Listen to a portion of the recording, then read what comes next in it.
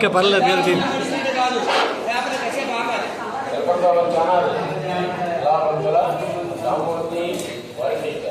I am not world teacher. World teachers are Illadamudi Amma, Sadguru Subramanian Garu, Jiddu Krishnamurti, Swami Vivekananda, Yakshashala, world teacher. I am teacher, Alna district, Yakshashala, that's all. ఇప్పుడు జగజ్జననిగా పేరున్నటువంటి ఇల్లడమూడి అమ్మవారి యొక్క జన్మదినోత్సవాన్ని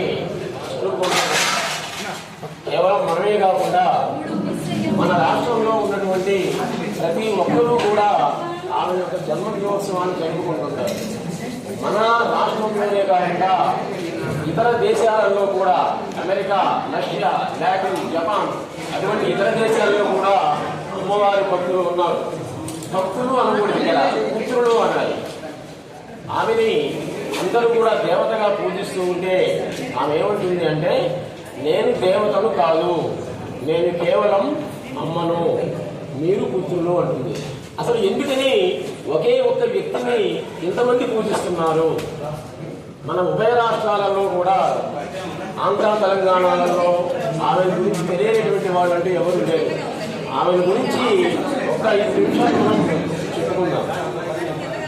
ఈమె అవతారమూర్తి అమ్మ అనడంలో ఎటువంటి సందేహం లేదు. గుంటూరు జిల్లాలో మన్నవ అనేటువంటి గ్రామంలో సీతాపతి రంగమ్మ వాళ్ళని జన్మించింది 1925 మార్చి 28వ తారీఖున. అప్పుడే ఎన్నో వింతలు జరిగాయి. చాలా గురించి అందుకని చెప్పుకుంటున్నాం. ఎన్నో వింతలు జరిగాయి. ఒక చిన్న పాప ఉయ్యాల్లో పడుకోనుంటే అమ్మవారి వింతలు చూడండి. చిన్న పాప ఉయ్యాల్లో పడుకోనుంటే ఆ ఉయ్యాల మీద మహాసర్పాలే వచ్చాయి. అందరూ కూడా ఆశ్చర్యపోయారు. ఆ తరువాత అవి వాడంతా అవే వెళ్ళిపోయాయి. అది మొట్టమొదటి వింత. శ్రీకృష్ణ పరమాత్ముడు జన్మించినప్పుడు, క్రీస్తు జన్మించినప్పుడు ఎటువంటి వింతలు అయితే జరిగాయో అటువంటి వింతలే ఈ ఇల్లడమూడి అమ్మవారు జన్మించినప్పుడు కూడా జరిగాయి అనడంలో ఎటువంటి సందేహం అనేటువంటిది లేనే లేదు. అసలు ఎవరు ఈమె ఎందుకని దేశ విదేశాల్లో ఉన్నటువంటి వాళ్ళందరూ కూడా ఈ జన్మదినోత్సవాన్ని జరుపుకుంటున్నారు అనే విషయాన్ని తెలుసుకుంటున్నాం. ఆమె కన్న తల్లి 5వ సంవత్సరంలోనే చనిపోయింది పాపం. ఈమెను తల్లి రంగమ్మ గారు 5వ సంవత్సరంలోనే చనిపోయింది. అమ్మ, నేను చనిపోతున్నాను కదా, నీకు ఇంకా దిక్కెవరు, నేను చూసే వాళ్ళెవరు అంటే ఈ మహాతల్లి ఏముందో తెలుసా, నేను అందరికీ అమ్మనవుతాను, జాగ్రత్తగా వినండి, నేను అందరికీ అమ్మనవుతాను అని ఆ రోజే ఈ తల్లి కన్న తల్లికి హామీనిచ్చింది. జగజ్జనని విశ్వజనని అయింది ఈరోజు. కేవలం మానవులకే కాకుండా విరోధి జంతువులైనటువంటి సర్పాలు, ముంగిసలు ఇలాంటివి కూడా ఆ మహాతల్లి దగ్గర స్నేహభావంతో వెలుగుతూ ఉండేటువంటివి. ఎన్నో సర్పాలకి, శునకాలకి సరిపోతే వేద మంత్రాలతోటి వేద బ్రాహ్మణులను పిలిపించి వేద మంత్రాలతోటి సమాధులు కట్టించింది. అంత్యక్రియలే జయంతి మహాతల్లి ఇల్లడమూడి అమ్మవారు. ఇంకా ఆమెను గురించి చెప్పాలంటే సాక్షాత్ రాజరాజేశ్వరి అమ్మవారి అనడంలో సందేహమే లేదు. ఆమెకు చిన్నప్పుడే ఒక సిద్ధుడు ఆమె ఖాళీ వేళ్లకి దేవతా విగ్రహాలు దొరికాడు. జాగ్రత్తగా వినండి, ఆమె గురించి చాలామందికి తెలియదు, జాగ్రత్తగా వినండి. ఖాళీ వేళ్లకి దేవతా విగ్రహాలు ఉంటాయి. మనకు దేవతా విగ్రహాలు ఎక్కడుంటాయి? చేతి వేళ్లకు ఉంటాయి. కానీ అమ్మవారి వేళ్లకు ఖాళీ వేళ్లకి దేవతా విగ్రహాలు ఉంటాయి. అప్పటి నుంచి కూడా జీవ సమాధి అయ్యేంత వరకు కూడా ఆ దేవతా విగ్రహాలు అంతే ఉంటాయి. ఇంకక్కడి నుంచి రాజరాజేశ్వరీ దేవి యొక్క ఉపాసకురాలు సాక్షాత్ రాజరాజేశ్వరీ దేవి అనసూయ మహాదేవిగా జన్మించింది అని ఆ మన్నవలో ఉన్నటువంటి వేద పండితులందరూ కూడా ఆ రోజే నిశ్చయించారు. స్కూలు పంపించారు. స్కూలు పంపించిన తర్వాత దసరా సంక్రాంతి సెలవులు ఇచ్చారు. ఆ సెలవులు ఇచ్చిన తర్వాత అందరూ పిల్లల ఇంటికి వచ్చారు. కానీ ఇవి మాత్రం రాలే. సీతాపతి గారు అందరినీ అడిగారు. పోలీస్ స్టేషన్కి పోయిందన్నమాట ఆకర్షించడం. మా అమ్మాయి ఇంటికి రాలేదు అని. చివరికి సెలవులన్నీ అయిపోయిన తర్వాత తాళం తీస్తే ఒక బెంచీ కింద చూడండి, బెంచీ కింద తపస్సు చేస్తూ ఉంది, మెడిటేషన్. ఈ విధంగా ఎవరైనా చేయగలరా? 15 రోజులు నిద్రాహారాలు లేకుండా మెడిటేషన్లో నిమగ్నం అయిపోయింది. అప్పుడే అన్నాడు ఆ స్కూల్ హెడ్ మాస్టర్, ఈమె దైవశక్తి కలిగినటువంటిది అని. స్కూల్లో ఉండేటువంటి వాళ్ళందరూ కూడా ఆమెకు నమస్కారం చేశారు, చిన్నపిల్లకి. ఇది రెండో వింత. ఇంకా మూడోది వచ్చేసరికి తల్లి చనిపోయిన తర్వాత వల్ల నాగమ్మ అనేటువంటి ఆమె పెంచింది. వల్ల నాగమ్మ అనేటువంటి ఆమె యొక్క బాల్యాన్ని పెరిగిందండి. శ్రీకృష్ణుడు ఏ విధంగా అయితే యాదవులకి తన దివ్య స్వరూపాన్ని చూపించాలో, తన యొక్క దివ్య స్వరూపం రాజరాజేశ్వరి యొక్క స్వరూపాన్ని చూపించి మనకు మోక్షాన్ని ఇచ్చినటువంటి మహాతల్లి ఇల్లళ్ళమూడి అమ్మవారు. చిన్నపిల్ల కోసమే సీతాపతి గారు ద్వితీయ వివాహం చేసుకున్నాడు. మాండిక్యమ్మ కామేశ్వరమ్మ అనే ఆమెను వివాహం చేసుకున్నాడు. పెంపుడు తల్లి పరిపాలన పెరిగింది. అయినా కానీ పాపం కామేశ్వరమ్మ గారు తన సొంత కూతుర్ని పెంచినట్లుగా పెంచింది ఈమెను. అక్కడ ఒక వింత జరిగిందన్నమాట. ఈవెంటే దైవశక్తి కలిగినటువంటిది. ఆమె మామూలు మనలాంటి సామాన్య మానవురాలు. ఆమె ఒకసారి స్నానం చేసిన తర్వాత ఆ దండానికి చీరాలేసింది. ఈమెను పెంచినటువంటి తల్లి. ఒక కోతి వచ్చింది, కోతి శాసనం అంటాం కదా. కోతి వచ్చి ఏం చేసింది, ఆ చీర చించి ఆమెను ఎత్తిన బాధి. ఆమె అప్పుడు ఏం చేసిందంటే తెలియక చిన్నపిల్లలకు చెప్పింది, ఒరే కోతిని పరమండరా అని చెప్పి తలా ఒక రాయేశారు. ఆ కోతి కాస్త తలగా దెబ్బ తగిలిపోయింది, వంట చచ్చిపోయింది కోతి. ఆ కోతికి సృష్టి శ్రీనివాస శర్మ గారు, లక్ష్మీ నరసింహమూర్తి గారు, ఇటువంటి వేద పండితులందరూ కూడా చనిపోయినటువంటి మనిషికి ఏ విధంగా వేద మంత్రాలతో దహన సంస్కారం చేస్తారో ఆ విధంగా చేశారు. అప్పుడు మహాకాళి అవతారించినటువంటి ఈమె కన్న తల్లినే శపించింది. చూడండి ఏ విధంగా అయితే కోతి నీ వల్ల చనిపోయిందో, పిల్లల వల్ల కాదు, నువ్వు చెప్పావు వాళ్ళు చేశారు. అదేవిధంగా నీవు కూడా 100 సంవత్సరాల తొందరలోనే కోతిలాగా అరిచి చనిపోతావు. అదే జరిగింది. కోతి ఏ విధంగా అయితే అరిచి చనిపోయిందో ఆ విధంగా చనిపోయింది అన్నమాట. అవసరమైతే ఖాళీ శక్తిని కూడా చూపించింది. ఇటువంటి దివ్య శక్తులు ఎన్నో చూపించినటువంటిది. ఆమెకి ఉన్నటువంటి కిరీటాలు, పుదికీర్తులు, శంకుచక్రాలు ఇలాంటివన్నీ కూడా ప్రజలు ఇచ్చినటువంటివి, దాంట్లో సందేహమే లేదు. నేను ఏడో తరగతి చదివేటువంటి సమయంలో నక్సలైట్లు వచ్చారు. జాగ్రత్తగా వినండి. ఇళ్ళమూడి నక్సలైట్లు వచ్చారు. ఎందుకు వచ్చారు? వాళ్ళకు అనుమానం వచ్చింది, ప్రపంచంలో ఎక్కడా కూడా నిత్యాన్నదానం అనేది లేనే లేదు. మీ ఇష్టం తిరుపతి కానీ, శ్రీశైలం కానీ, రామేశ్వరం కానీ ఒక టైం అనేది ఉంది కదా, ఆ టైం దానికి అక్కడ భోజనం ఉండదు, ఆ టైంలోనే పోతేనే. కానీ జిల్లాలో అక్కడ కాదు. నువ్వు అర్ధరాత్రులు 12 పోయినప్పుడైనా కానీ నువ్వే పెట్టుకొని తింటామే అన్నమాట అక్కడ. ఇది ఎలా జరుగుతుంది? అసలు ఇంత డబ్బు ఎలా వస్తుంది? ఇన్ని లక్షల మందికి నిరతాన్న దానం ఎలా జరుగుతుంది అనుమానం వచ్చింది వాళ్ళకి. ఆయుధాలు తీసుకొని వచ్చారు, 4 ఆడవాళ్ళు 4 మగవాళ్ళు. రావడం పైకి పోయారు, ఆమె దగ్గరికి వెళ్ళారు. మరి ఎవరైనా కానీ ఆకలితో ఉండకూడదు, అన్నం తిన్న తర్వాతే ఏదైనా చేయాలి. మీ అందరూ కూడా దేనికోసం వచ్చారు నాకు తెలుస్తుంది, కాబట్టి ముందు అన్నం తినరండి, శక్తి అనేది రావాలి కదా. అన్నం తిన్న తర్వాత మీరు అనుకున్న దాన్ని చేయండి అన్నారు. అంతే. ఆయుధాలు తుపాకులని అక్కడ పడేసి ఆమెకు అన్నం పెట్టి వెళ్ళిపోయారు. అన్నపూర్ణాలయంలో అన్నం వచ్చారు. తర్వాత కిరీటాలు, పుజిగిట్లు అవి తీసుకున్నారు, మళ్ళీ అక్కడ పడేసి వెళ్ళిపోయారు అన్నమాట. అటువంటి వాళ్ళే చివరికి గొప్ప మేధావంతులై వాళ్ళు ఎంతో మంది అనాథ పిల్లలకి వీపులు కొట్టి చదివిస్తూ ఉన్నటువంటి వాళ్ళుగా ఆ విధంగా తయారయ్యారు. ఎంతో మంది కుష్ఠవ్యాధి, చూడండి, కుష్ఠవ్యాధిగ్రస్తులని ఆ వ్యాధిని తన మీదకి తెచ్చుకుంది అనమాట. తన మీదకి తెచ్చుకుంది.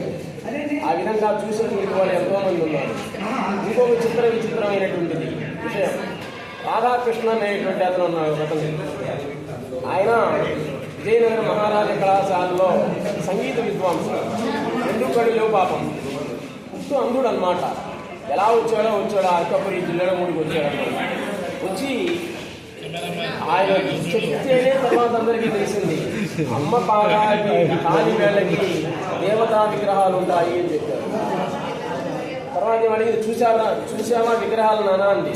చూశానమ్మా అన్నాడు. చూసావా దాన్ని కళ్ళు మూసేసి. ప్రత్యక్షంగా చూసినటువంటి వాళ్ళు ఎంతమందో ఉన్నారు. వాడికి కూడా ఇచ్చినటువంటిది ఇల్లడుమూడి అమ్మవారు. ఒక్కటి అడుగుతాను, మీరు చెప్పండి, మీరు ఎవరైనా కానీ ఇల్లు కట్టుకున్నప్పుడు ఇంటికి ఏం పేరు పెడతారు? మీరు మీ అమ్మా నాన్న పేర్లు పెట్టుకుంటారు, ఇంకా మీకు ఇష్టమైన దేవతల పేర్లు పెట్టుకుంటారు, క్రికెటర్ పేర్లు పెడతాం, సినీ వాళ్ళ పేర్లు పెడతాం. కానీ నా ఇల్లు అందరి ఇల్లు అని ఎవరైనా పెడతారా? చెప్పండి, పెడతారా? ఆ మహాతల్లి ఇంటికి అందరి ఇల్లు అనే పేరు పెట్టింది. కులమత విచక్షణ అనేటువంటిది లేకుండా ప్రతి ఒక్కరూ కూడా అక్కడ భోజనం చేయరు. ముందు భోజనం చేసి రాంటనా అంటుందన్నమాట. కాబట్టి ఆమెను గురించి ఒక ఇటువంటి ఎంతో మంది సద్గురు సుబ్రహ్మణ్యం గారు ఉన్నారు. ఈయన చూస్తున్నారు కదా వీడియోలో. సద్గురు సుబ్రహ్మణ్యం గారు శ్రీకాళహస్తిలో హై స్కూల్ చదివినట్లు ఇటువంటి వారికి మంత్రబలాన్ని ఇచ్చి గొప్పవాడిగా తయారు చేసింది. ఈరోజు శ్రీకాళహస్తిలో సద్గురు సుబ్రహ్మణ్యం గారు చెప్పినటువంటి వేదం ఈయన యొక్క మాటలై వేదాలుగా తయారయ్యాయి. వాటి మీరందరూ కూడా ఒక్కసారి శ్రీకాళహస్తి సద్గురు సుబ్రహ్మణ్యం గారిని అలాగే అమ్మవారిని దర్శించి ధరించండి. ఒక 2 నిమిషాలు వీళ్ళ గురించి కవిత రాశాడు. పదండి ముందుకు పోనా పైకి, అందరమ్మ ఆదరణ కోసమే, అందరింటి సంరక్షణ కోసమే, అక్కపురి దర్శనార్థమై పదండి ముందుకు పదండి పోదాం పైకి. ఉచిత వస్తువులు ఉచితంగా ఇవ్వు. చూడండి, అమ్మవారే ఉంటాం, నీకు ఉచితంగా వచ్చినటువంటి దాన్ని ఉచితంగా సమర్పించు, ఉచిత వస్తువును ఉచితంగా ఇవ్వు, ధర్మరక్షణకు నడుము బిగించు, అందరిలోనూ మంచిని చూడు, పురలవాట్లకి దూరంగా ఉండు. ఒక్కసారి అవి అలవాట్లయితే నీ జీవితమే నాశనమగును. అసూయ రైతు అనసూయమ్మే అందరమ్మగా పేరొందిగరా. పదండి ముందుకు పదండి పోదాం పైకి. నిలయని మెరుపు మెరిసిన టమటమటమయం విడుగులు పడ్డ, నిరంతరంగా వర్షం కురిసిన సర్పజనములు వెలుగులు పడ్డ, అందరింటి సంరక్షణ కొరగై పదండి పోదాం పైకి. ఆమె ఇల్లే అందరిల్లు. ఆ అందరిల్లు అనేటువంటి అన్నపూర్ణ గుండె అని చెప్పిందనమాట. కాబట్టి అమ్మవారిని దర్శించి ధరించాలి. ఇప్పుడు మీరందరూ కూడా మెళ్ళ ఉన్నటువంటిది బిళ్ళ. ఈ బిళ్ళ ఏందని చూస్తున్నారు కదా, ఈ బిళ్ళ చరిత్ర ఒకటి ఉందన్నమాట. చూశారు కదా, ఇది ప్రతి వీడియోలో చూపిస్తున్నారు ఈ బిళ్ళ సంగతి. డిగ్రీలో ఉన్నప్పుడు మా క్లాస్లో మోహన్ శంకర్ అనేవాడు గోల్డ్ మెడల్ వచ్చింది. నాకు కూడా రావాలని ఉంది, కానీ కూర్చున్నట్లా చదివి ఆమె పోయి చెప్పా, నేను కూడా అలాంటి గోల్డ్ మెడల్ తీసుకోవాలమ్మా అని. టైం సరే వస్తుంది లేరా అండి, కానీ చదివిని మర్చిపోతూ ఉన్నాం. అలా పీజీలో పోయిన తర్వాత ఊహించకుండా నేను కూడా ఊహించలే, పేపర్లో పడిందనమాట. అటు అమ్మవారి దయ వల్లనే ఈ గోల్డ్ మెడల్ అనేటువంటిది వచ్చింది. కానీ ప్రభుత్వం గోల్డ్ మెడల్ అయితే ఇచ్చింది, కానీ ఉద్యోగాలు మాత్రం అవ్వాలి. కాబట్టి రాష్ట్ర కేంద్ర ప్రభుత్వాల గురించి ఏంటంటే మా టైం అంటే అయిపోయింది. ఇంకా ఇప్పటి నుంచి వచ్చేటువంటి యువతరానికి మీరు గోల్డ్ మెడల్స్ పీహెచ్డీ ఇచ్చేటప్పుడు కనీసం ఏదో ఒక ప్రభుత్వ ఉద్యోగాలు ఇవ్వండి. లేకపోతే మీరు ఇచ్చేటటువంటి మెడల్స్కి ఉపయోగం ఉండదు. ఇస్తే మెడ గుట్టుకోవడం గోడ గుట్టుకోవడమే, ఉపయోగం ఏం లేదన్నమాట. గోల్డ్ మెడల్ చెప్పుకోవడమే కానీ ఉపయోగం ఉండదు. కాబట్టి ఇల్లడమూడి అమ్మవారి గురించి ఎంత చెప్పినా కానీ ఇంకా తక్కువే. దేశ విదేశాలలో కూడా ఉన్నారు ఆమె యొక్క భక్తులు. మీరేం చేయాల్సిన పనిలే, ఒక్కసారి ఇల్లడమూడి వెళ్ళి అమ్మవారి యొక్క మూల విరాట్ చూస్తున్నారు కదా వీడియోలో. మూల విరాట్ దేవ సమాధి వివాహం ఇప్పుడే పెళ్ళయ్యేటప్పుడే భర్తతో చెప్పింది. 8 గంటల 5 నిమిషాల వరకు ఒక అబ్బాయి పుడతాడు, ఆ తర్వాత 8 సంవత్సరాలు ఇంకో అబ్బాయి పుడతాడు, ఆ తర్వాత ఒక అమ్మాయి పుడుతుంది. ఆ అమ్మాయి ఎవరు అంటే హైమవతీదేవి. ఆమె సాక్షాత్ రాజరాజేశ్వరి యొక్క అంశ. పూర్వజన్మలో షిరిడి సాయిబాబా సందర్శించినటువంటి ఆమె 16వ సంవత్సరం వచ్చిన తర్వాత జీవ సమాధి అవుతుంది. చూడండి, ఈ విధంగా ఎవరైనా చెప్పగలరా? భవిష్యత్తు మొత్తం కూడా ఎప్పుడు ఎవరు అవతరించేది, ఎప్పుడు ఎవరు అంతరించేది మొత్తం కూడా చెప్పినటువంటిది ఇల్లడమూడి అమ్మవారిని ఒకసారి దర్శించి ధరించండి. అలాగే సంస్కృత భాష అనేటువంటిది అందరికీ మూలమనేటువంటి దాని చేత ఇల్లడమూడి అమ్మవారు సంస్కృత కళాశాలని, సంస్కృత పాఠశాలను కూడా స్థాపించింది. అక్కడ ఉచితమైనటువంటి విద్య. ఇతర దేశాల నుండి వస్తున్నారు కదా, ఇతర దేశాల నుండి కూడా ఎంతోమంది వచ్చి ఆమె యొక్క సేవ చేసి తరించినటువంటి వాళ్ళు ఎంతో ఉన్నారు. ఇప్పటికీ అన్నపూర్ణాలయంలో 2,25,30,000 మంది ప్రజలు భోజనం చేశారు. అమ్మా నువ్వు ఇంతమందికి అన్నం పెడుతున్నావు అంటే అన్నం పెట్టేది ఎవరన్నా వాళ్ళే తింటున్నారు అని చెప్పింది. మార్వాడి అతని అమ్మా నీకేం కావాలి, నీటిమా పుట్టిదిద్దులా ఏం కావాలి అంటే నా కోరిక తీరుస్తావా నాన్న అని అడిగింది. ఏదైనా చేస్తానన్నాడు. బాగా డబ్బు ఉందన్నాడు. 1,00,000 మంది, జాగ్రత్తగా వినండి, 1,00,000 మంది ఒకే పంక్తిలో అన్నం తినాలి. ఎంత విచిత్రం అది, ఎవరైనా చేయగలరా? జరిగింది జిల్లాలో 1,00,000 మంది ఒకే పంక్తి అన్నమాట.